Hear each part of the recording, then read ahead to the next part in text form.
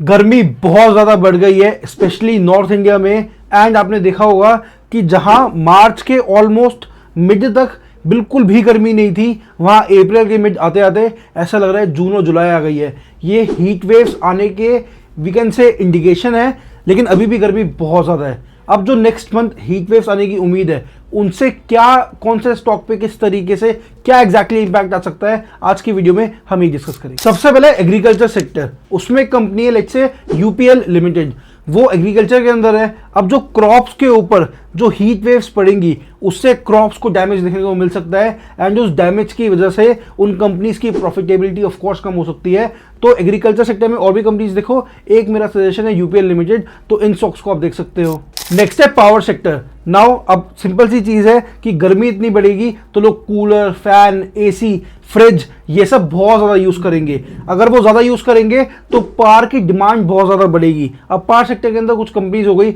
जैसे NTPC limited, उसके अलावा power grid corporation of India, उसके अलावा टाटा पावर कंपनी लिमिटेड, ये कुछ कंपनीज है। नाउ इनके पास डिमांड बहुत ज़्यादा बढ़ेगी तो ऑफकोर्स प्रॉफिट्स बहुत ज़्यादा बढ़ सकते हैं, लेकिन अब इलेक्ट्रिसिटी अनलिमिटेड तो है नहीं, तो डिमांड बढ़ने के साथ साथ सप्लाई के कंस्ट्रेंट्स भी हो सकते हैं। तो एक बार थोड़ा सा आप अच्छे से ऑब्जर्व कर सकते हो कि वो कंपनी इस बढ़ती डिमांड को अच्छे से फुलफिल कर पा रही है या नहीं। अगर अच्छे से हो रहा है तो वेल कुछ बढ़ेगा, वरना गिर भी सकता है। नेक्स्ट है एफएमसीजी कंपनीज। अब सिंपल सी चीज़ है कि इस बढ़ती धूप में, बढ़ती गर्मी में लोगों को बेसिक अगर बताऊं तो कोल्ड ड्रिंक्स चाहिए। अब कौन सी ऐसी कंपनीज हैं जो बढ़िया से बढ़िया कोल्ड ड्रिंक्स में डील कर रही हैं? आपको पता होगा पेप्सी सारा ही अपना काम वरुण बेवरेजेस के थ्रू करते हैं, तो वरुण बेवरेजेस एक स्टॉक है जिसको आप देख सकते हो। उसके अलावा हिंदुस्तान यूनिलीवर की बहुत सारी बेवरेजेस आती है, तो उनके स्टॉक को आप देख सकते हो।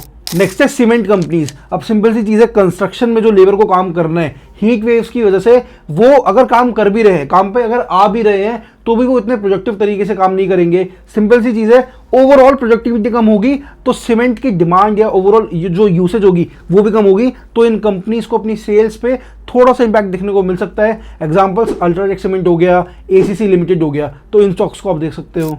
उसके अलावा ऑब्वियसली कूलिंग अप्लायंसेस की जो कंपनी होती है वो ज़्यादा से ज़्यादा बेचेंगे अपने प्रोडक्ट्स को, ज़्यादा डिमांड बढ़ रही है, वोल्टास हो गई उसके अंदर, उसके अलावा ब्लू स्टार लिमिटेड हो गई।